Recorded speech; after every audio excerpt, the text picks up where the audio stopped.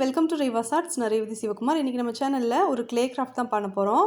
அதுக்காக நான் டோசன் பிராண்டில் இருக்கிற க்ளேயை வாங்கியிருக்கேன். இந்த க்ளே இப்போ நம்ம எடுத்துக்கலாம். ஃபஸ்ட்டு எடுக்கும்போது இது கையில் கொஞ்சம் ஒட்டுற மாதிரி இருக்கும்.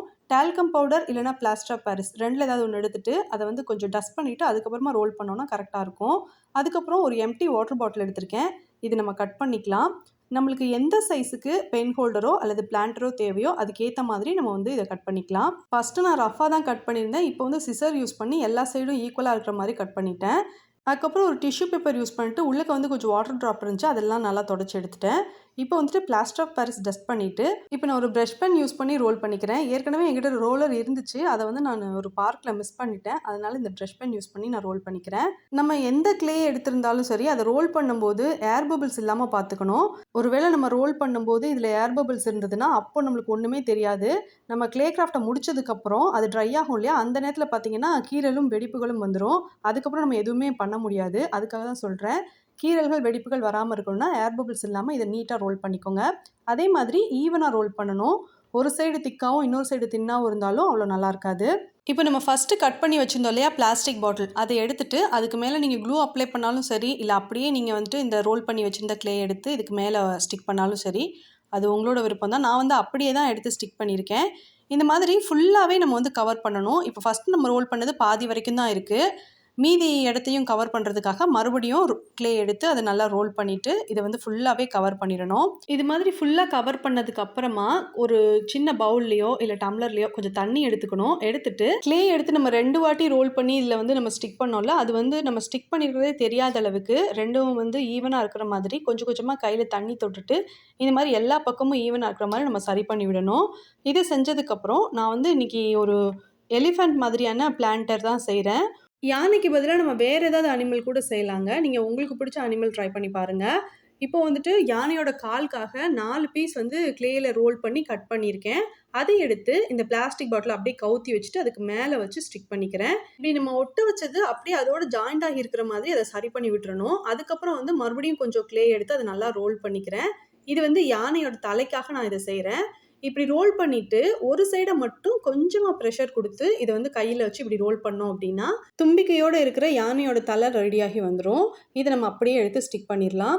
இதுக்கு பதிலாக நீங்கள் வந்துட்டு தனியாக ஒரு பால் மாதிரி தலை மட்டும் செஞ்சுட்டு அதுக்கப்புறம் தனியாக கொஞ்சம் க்ளே எடுத்து அதை வந்து தும்பிக்கை மாதிரி ரெடி பண்ணிட்டு அந்த ரெண்டையும் கூட ஜாயின் பண்ணி விடலாம். இப்போ க்ளேயில் யானையோட தலை செஞ்சோம்ல, அதை எடுத்து இந்த பிளான்டரோட சேர்த்து இருக்கிற மாதிரி வச்சு நம்ம வந்து இதை ஜாயின் பண்ணி விடலாம். கால் தலை இதெல்லாம் வந்து அப்படியே நம்ம ஸ்டிக் பண்ணிவிட்டு விட்டுறக்கூடாது. இது வந்து நல்லா ஒன்றோட ஒன்றா ஜாயிண்ட் ஆகி இருக்கிற மாதிரி கையாலேயே சரி பண்ணி விடணும். இப்போ இந்த யானையோட தும்பிக்கையை வலதுபுறமாக நான் வளைச்சி விட்டுக்கிறேன். நம்ம வந்து இது லெஃப்ட் சைடு இருக்கிற மாதிரி கூட செஞ்சுக்கலாம். அதுக்கப்புறம் 2 சைட்லேயும் காது இருக்கிறதுக்காக ஒரே அளவில் 2 குட்டி குட்டி பால் மாதிரி எடுத்துகிட்டு அதை வந்து நான் இந்த மாதிரி கையாலேயே நல்லா ப்ரெஸ் பண்ணிவிட்டு காது மாதிரி செஞ்சுருக்கேன். செஞ்சுட்டு இதை வந்து அட்டாச் பண்ணிட்டேன். அதுக்கப்புறம் இந்த யானைக்கு நம்ம வால் செய்யணும் இல்லையா, அதுக்காக வந்து கொஞ்சம் க்ளே எடுத்து கையாலேயே நல்லா ரோல் பண்ணிவிட்டு ஒரு வால் மாதிரி செஞ்சு அதை வந்து அட்டாச் பண்ணிடுறேன். அதுக்கப்புறம் இந்த வாலில் வந்து கொஞ்சம் முடியெல்லாம் இருக்கும்ல, அதுக்காக வந்துட்டு ஒரு டியர் ட்ராப் மாதிரி நான் ஃபஸ்ட்டு செஞ்சுட்டு அதை வந்து கொஞ்சம் ஷார்ப்பாக இருக்கிற மாதிரி ரெடி பண்ணிவிட்டு அதை எடுத்து இந்த வாலோட எட்ஜில் ஒட்ட வச்சிடுறேன். அதுக்கப்புறம் ஒரு பால் பாயிண்ட் பென்னோ இல்லைனா டூத் பிக்கோ இல்லைனா பேம்பு ஸ்டிக்கோ யூஸ் பண்ணிவிட்டு இந்த முடியில் வந்து கொஞ்சம் டெக்ஸ்சர் இருக்கிற மாதிரி நான் வந்து சின்ன சின்னதாக லைன் மாதிரி போட்டு விட்டுக்கிறேன். அதுக்கப்புறம் இதை யூஸ் பண்ணியே இந்த யானைக்கு வந்து கண், அதுக்கப்புறம் காது வந்து கொஞ்சம் ஷேப் வந்து அன்இவனாக இருக்கிற மாதிரி இருந்துச்சு, அதையுமே கொஞ்சம் நல்லா நீட்டாக இருக்கிற மாதிரி ரெடி பண்ணி விட்டுக்குவோம். இதை செஞ்சு முடிச்சதுக்கப்புறம் இதை வந்து கம்ப்ளீட்டாக ட்ரை ஆகிறதுக்காக நம்ம விட்டுறணும். குறைஞ்சது ஒரு 5லேருந்து 6 மணி நேரமாவது இது நல்லா காயணும். அதுக்கப்புறம் தான் நம்ம இதில் பெயிண்ட் பண்ணணும். பெயிண்ட் பண்ணுறதுக்காக நீங்கள் அக்ரிலிக் பெயிண்ட் யூஸ் பண்ணுறதுனால யூஸ் பண்ணிக்கலாம், இல்லைனா எனாமல் பெயிண்ட் யூஸ் பண்ணாலும் யூஸ் பண்ணிக்கலாம். நான் வந்து ஸ்ப்ரே பெயிண்ட் எடுத்திருக்கேன். ஸ்ப்ரே பெயிண்ட் எடுத்துகிட்டு நான் வந்து இதுக்கு யூஸ் பண்ண போகிறேன். கீழே வந்து ஒரு பேப்பர் வச்சுக்கணும், இல்லைனா வந்து தரையிலலாம் இந்த பெயிண்ட் ஆயிரும். இப்போ நான் ஒரு பேப்பர் வச்சுட்டு இதில் வந்துட்டு நான் நல்லா ஷேக் பண்ணிவிட்டு அதுக்கப்புறமா இந்த ப்ளூ கலர் பெயிண்ட் எடுத்து கொடுத்துருக்கேன். Black colour, grey colour, pink colour, blue colour இது மாதிரி எந்த கலர் கொடுத்தாலும் இது நல்லா தான் இருக்கும். இப்போ இந்த மாதிரி கலர் பண்ணதுக்கப்புறம் இது கம்ப்ளீட்டாக ட்ரை ஆனதுக்கப்புறம் நான் வந்து இந்த யானையோட கண் இருக்கு இல்லையா, இந்த இடத்துல வந்துட்டு மார்க்கர் யூஸ் பண்ணி கண் வரைஞ்சிருந்தேன். பட் எனக்கு அது அந்தளவுக்கு பிடிக்கல. அதனால நான் க்ளூ யூஸ் பண்ணி பொம்மைக்கெல்லாம் ஸ்டிக் பண்ணுவோம்ல ஆர்டிஃபிஷியலாக ஐஸ் மாதிரி, அதை எடுத்து நான் வந்து ஸ்டிக் பண்ண போகிறேன். இல்லை உங்களுக்கு வரைகிறது தான் பிடிக்கும் அப்படின்னா நீங்கள் first black colour acrylic paint use பண்ணிவிட்டு ஒரு டாட் மாதிரி வச்சுருங்க. அப்புறம் அதுலேயே ஒயிட் கலரில் அக்ரலிக் பெயிண்ட் யூஸ் பண்ணிட்டு குட்டி டாட் மாதிரி வச்சிட்டிங்க அப்படின்னா கண் வந்து பார்க்குறதுக்கு அழகாக நீட்டாக இருக்கும். ஸ்ப்ரே பெயிண்ட்ங்கிறதுனால நான் வார்னிஷ் கொடுக்கல. அவ்வளோதான், இந்த கிராஃப்ட் ரெடி ஆயிடுச்சு. இதை நம்ம பென் ஹோல்டராகவோ பென்சில் ஹோல்டராகவோ யூஸ் பண்ணிக்கலாம். இல்லைனா இதில் தேவையான அளவுக்கு மண் நிரப்பிட்டு இதை வந்து நீங்கள் ஒரு பிளான்டராக யூஸ் பண்ணலாம். இன்டோர் பிளான்டர் மாதிரி தான் நான் யூஸ் பண்ண போகிறேன். அதுக்காக தண்ணி நிரப்பிட்டு அதில் மணி பிளான்ட் செடி எடுத்து நான் அந்த மாதிரி போட்டு வச்சுருக்கேன்.